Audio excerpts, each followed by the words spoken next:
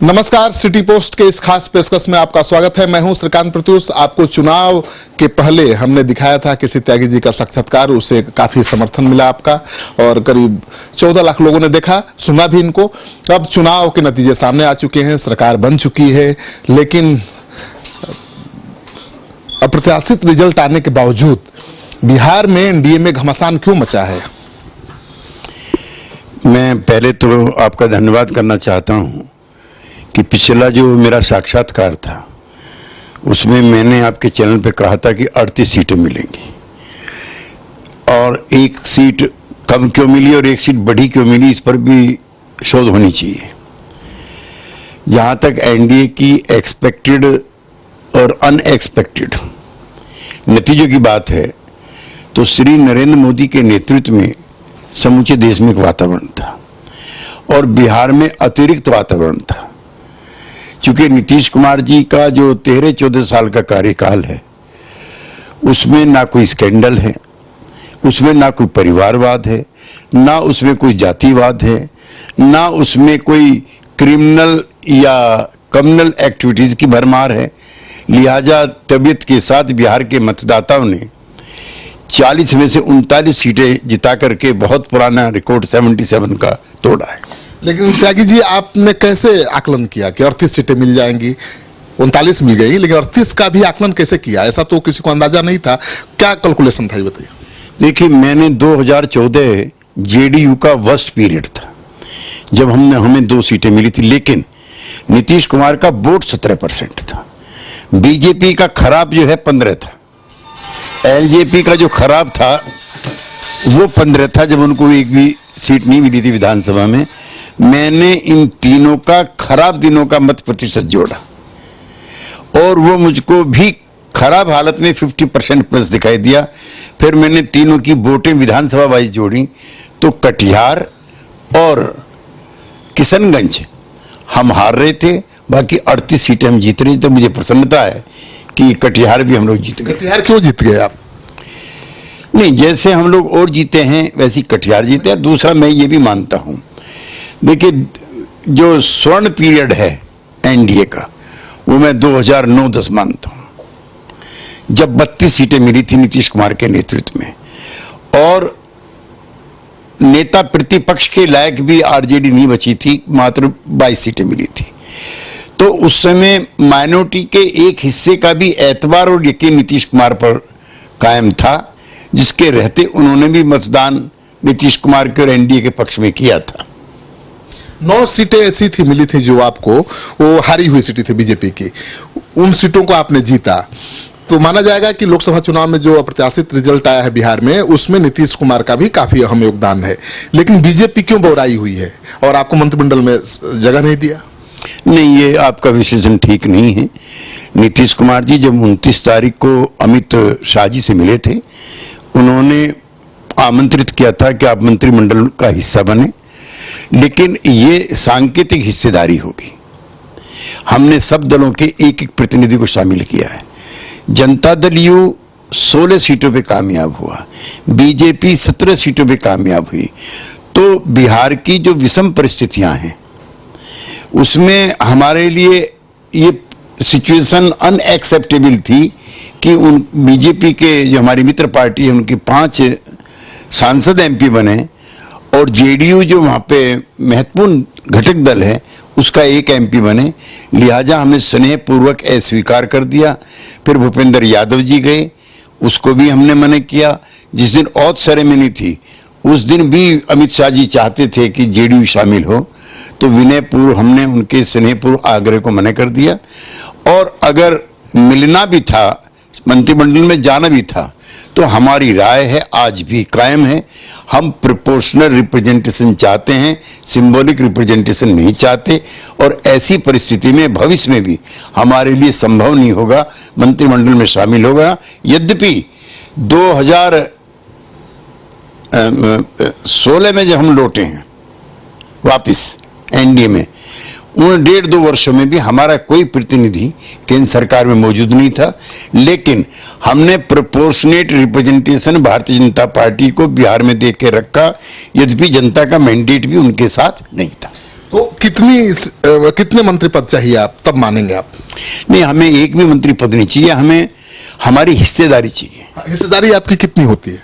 जैसी भाजपा की है वैसी हमारी, 17 सीटें उनकी हैं, 16 सीटें हमारी। तो मिलेगी तो आप मानेंगे, मंत्रिमंडल में शामिल होंगे? वो तो पार्टी के राष्ट्रीय अध्यक्ष इस विषय में अंतिम फैसला लेंगे, लेकिन उन्होंने स्वयं कहा है, उसी को हम दोहराते हैं कि प्रोपोर्शनल रिप्रेजेंटेशन जेडीयू को चाहिए और समाज के सभी तबकों की हिस्सेदारी भी चाहिए, जो इस वर्तमान केंद्रीय सरकार में बिहार की नहीं है। आप 2 सीटों पर चुनाव जीते थे लोकसभा का और आपने 17 सीटें ले ली, फिर क्यों नहीं ले पा रहे हैं उतना मंत्री पद?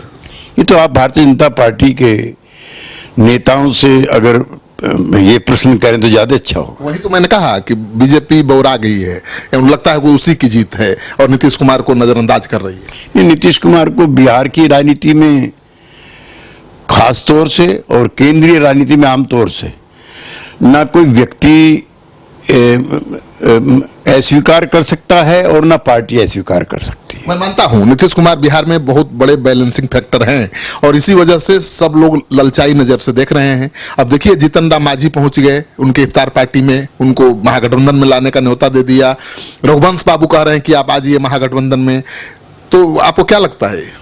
नहीं, हमें एनडीए में हैं, ऐसे फैसले रोज नहीं लिए जाते और एनडीए में रहेंगे, लेकिन असुविधाजनक है, इस बात से हम इनकार नहीं करते। लेकिन असुविधाजनक है फिर भी आप क्यों रहेंगे एनडीए में? नहीं, और कोई रास्ता नहीं है और हमारी प्रतिबद्धता है। लोकसभा का चुनाव हमने इकट्ठे मिलकर लड़ा है और ऐसे फैसले मिनटों और सेकंडों में नहीं होते और बताशों की वजह से मंदिर भी नहीं तोड़े जाते। लेकिन लंबे समय में कुछ बड़ा फैसला तो हो सकता है ना, अगर बीजेपी ने आपको नजरअंदाज किया। नहीं, ऐसा नहीं, आप उसमें बीजेपी के रुख को लेकर के आप और सख्त हो रहे हैं। मैं नहीं मानता हूं, समय काल और परिस्थितियां बहुत महत्वपूर्ण भूमिका निभाती हैं, इसलिए मैं निराश भी नहीं हूं, निराश भी नहीं हूं। झारखंड में जेडीयू सभी सीटों पर चुनाव लड़ने का ऐलान कर चुकी है, तो इसका क्या मतलब है? बिहार में अलायंस और झारखंड में बीजेपी की परेशानी बढ़ाएंगे आप? जो एनडीए 1 और 2 था अटल जी के नेतृत्व में, उसमें बिहार में, उत्तर प्रदेश में, राजस्थान में, झारखंड में और कर्नाटक में हमारी तालमेल थी। नए नेतृत्व ने इसको स्वीकार नहीं किया। हमें अपनी पार्टी भी बढ़ानी है और इसको राष्ट्रीय पार्टी की मान्यता भी दिलानी है। हमने बीजेपी से अलग होकर के नागालैंड में चुनाव लड़ा, 1 सीट हम जीते, 5 सीटों पे हम वेरी गुड नंबर 2 थे। अभी अरुणाचल का चुनाव हुआ, उसमें 60 के हाउस में 7 सीटें जीते हैं, 5 पर हम वेरी गुड नंबर 2 हैं। तो वहां पे भी हमारा जो है वो पार्टी मान्यता प्राप्त पार्टी होगी। अब हमें 2 राज्य और पकड़ने हैं, उसके बाद नीतीश कुमार के नेतृत्व में ये राष्ट्रीय पार्टी होगी, जो हमारा भी सपना है और हमारे अध्यक्ष का भी सपना है। सर, एक चीज, गिरिराज ने कैसा ट्वीट कर दिया इफ्तार पार्टी को लेकर नीतीश कुमार पर, तंज कसा एक तरह से, और उसके बाद देख ही रहे कितना बवाल मचा हुआ है। देखिए, वो इस तरह के असुविधाजनक और आपत्तिजनक बयान के लिए जाने जाते हैं। चुनाव में भी वो ऐसे बयान देते रहे और ये बयान तो उनका बहुत ऑब्जेक्शनेबल था उनको, और उन्होंने खाली नीतीश कुमार को नहीं कहा, उन्होंने सुशील मोदी पे भी तंज कसा, जो उनकी पार्टी के वहां सबसे बड़े नेता हैं। उन्होंने दूसरी सहयोगी पार्टी, जो मंत्रिमंडल में जो सबसे ज्यादा उम्र के अनुभवी नेता हैं, रामविलास पासवान, उन पर भी उन्होंने तंज कसा। और वो भूल जाते हैं, हर छठ का त्योहार नीतीश कुमार के आवास में मनता है, सारे पत्रकार जाते हैं, विशिष्ट जन जाते हैं। श्री सुशील मोदी हर साल फंक्शंस करते हैं कई तरह के, बीजेपी के कई नेता करते हैं और नीतीश कुमार को बुलाते हैं, होली दिवाली सब मनाते हैं। उनको एक अजीब किस्म का फोबिया है और ये भारतीय धर्म संस्कृति के अनुरूप नहीं है। वो तंग दिल वाले हिंदू हैं, हम फिराक दिल वाले हिंदू हैं और ये संघर्ष हमारे उनके बीच में विचार का चलता रहेगा। तो आप कोई मांग नहीं करेंगे उनके खिलाफ कार्रवाई की कि ऐसे ही बस शब्दों से बात चल? वो जिस तरह से रिडिकूल्ड हुए इस बयान के बाद, समझे नहीं, उनकी पार्टी कंडेम कर रही है, तीनों सहयोगी साथी दल कंडेम कर रहे हैं, सब जगह से उनका कंडेमनेशन आ रहा है और वो भारतीय संस्कृति का भी अपमान कर रहे हैं। मैंने कल एक वीडियो जारी किया था, जिसकी एक प्रति आपको भी सौंप रहा हूं मैं, जिसमें प्रधानमंत्री आबू धाबी जाते हैं और वहां के शेख जायद के साथ वहाँ की जो सबसे बड़ी मस्जिद है उसका वो मौका मुआयना करते हैं और उसकी तारीफ करते हैं। और आबू धाबी 100% मुस्लिम स्टेट है, वहाँ पे जाकर के वो एक राम मंदिर के जीर्णोद्धार करते हैं। श्री नरेंद्र मोदी उनके और हमारे सबके जो गठबंधन के नेता हैं, और चंद दिन पहले वहाँ पे राम मंदिर के उसका उद्घाटन होता है, जिसमें हिंदू और मुस्लिम दोनों महिलाएं जय श्री राम के नारे लगा रहे हैं। तो ये श्री गिरिराज सिंह जैसे लोगों के लिए जवाब है, तो क्या वो मुस्लिम महिलाओं को मना करेंगे कि राम की जय मत बोलो? न्यूयॉर्क के अंदर पिछले साल दिवाली मेला मनता है, ट्रंप क्रिश्चियन है, वहाँ के हेड ऑफ द स्टेट है, वो दिवाली मेले का उद्घाटन करने आते हैं, तो क्या एक ईसाई ट्रंप को जाने से रोकेंगे श्री गिरिराज सिंह? हमारा धर्म और हमारी संस्कृति सबसे ज़्यादा सरल है, सबसे ज़्यादा व्यवहारिक है, सहिष्णु है, और मुझे अपने हिंदू होने पर गर्व इसलिए है कि दुनिया का सबसे ज़्यादा सहिष्णु और सरल रिलीजन है। लेकिन ये तंग दिल लोग इसको असहिष्णु भी बनाना चाहते हैं और अव्यवहारिक। गिरिराज का क्या बिगड़ा सर? वो तो लगातार इस तरह के बयान देते रहे हैं और आप विरोध भी जताते रहे हैं, लेकिन बिगड़ा तो कुछ नहीं। दूसरे दिन गृह राज्य मंत्री से मिले, गले मिल करके फोटो पोस्ट किया। देखिए, राजनीति में बिगड़ना और सुधरना सामाजिक प्रतिष्ठा के स्तर के ऊपर तय होता है। कौन व्यक्ति किस पद पर बैठा है, कितने दिन से बैठा है, कितनी उसकी उम्र है, ये हिसाब नहीं लगते हैं। जनता के द्वारा, सिविल सोसाइटी के द्वारा, उसकी पार्टी के द्वारा, सहयोगी पार्टी के द्वारा उसका क्या इंडेक्स का स्तर है, इससे तय होता है। He is the most ridiculous and ridiculed leader of Bihar nowadays. अब एक लास्ट सवाल इस बारे में, क्या आप ये कह रहे हैं कि नीतीश कुमार एनडीए के साथ ही हर परिस्थिति में बने रहेंगे? पीएम पद के उम्मीदवार माने जाते रहे हैं, अभी भी लोग उनको देखते हैं कि मोदी के विकल्प वही हो सकते हैं, तो क्या आप कभी नहीं सोचेंगे कि नीतीश कुमार देश के पीएम बने? देखिए, हम एनडीए में हैं, हमने चुनाव से पहले भी कहा था और बहुत विनम्रतापूर्वक फिर कह रहे हैं। हम नीतीश कुमार जी ने 100 से ज़्यादा मीटिंग की हैं श्री नरेंद्र मोदी प्रधानमंत्री बने इसके लिए, और ना प्रधानमंत्री पद की कोई वैकेंसी है और ना कोई सत्ता संघर्ष एनडीए के अंदर है। लेकिन जेडीयू का कार्यकर्ता होने के नाते मेरी इच्छा है और बनी रहेगी, और मैं मानता हूं कि अगर प्रधानमंत्री बनने के लिए जिन योग्यताओं की, जिन विश्लेषणों की, जिन विशेषणों की आवश्यकता होती है, वो तमाम योग्यताएं, क्षमताएं नीतीश कुमार जी के अंदर हैं, और वो परिवारवाद से, जातिवाद से, सांप्रदायिकता से, सब तरह की बीमारियों से दूर हैं। एक काबिल प्रधानमंत्री बनने की जितनी श्रेष्ठता, योग्यता है नीतीश कुमार किसी नेता में होनी चाहिए।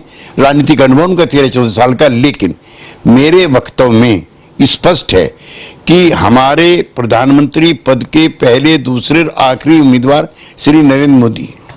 लेकिन सर, पूरा देश का विपक्ष देख रहा है नीतीश कुमार की तरफ कि नीतीश कुमार ही विकल्प बन सकते हैं मोदी का। रघुवंश बाबू ने कहा भी, तो फिर क्या नीतीश कुमार की क्या मजबूरी है कि मोदी के साथ ही बने रहेंगे? सीएम तो बहुत दिन रह लिए, बहुत काम भी किया, नाम भी कमाया।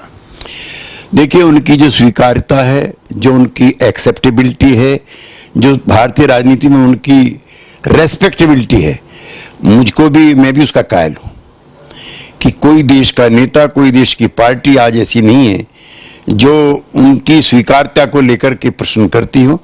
किसी पॉलिटिकल पार्टी के एक्टिविस्ट के रूप में मेरे जैसे पॉलिटिकल एक्टिविस्ट के लिए जो 45 साल से राजनीति में सक्रिय है, इससे अच्छा मोमेंट मेरे जीवन का क्या होगा कि मैं उस पार्टी का सेक्रेटरी जनरल हूं जिसके नेता की एक्सेप्टेबिलिटी इस देश में सबसे ज्यादा है। अच्छा सर, अब प्रशांत किशोर को लेकर क्यों पार्टी में विवाद है? वो पार्टी के 2 नंबर के नेता हैं, राष्ट्रीय उपाध्यक्ष हैं, और अभी ममता के लिए रणनीति बनाने जा रहे हैं जो एनडीए के विरोधी हैं।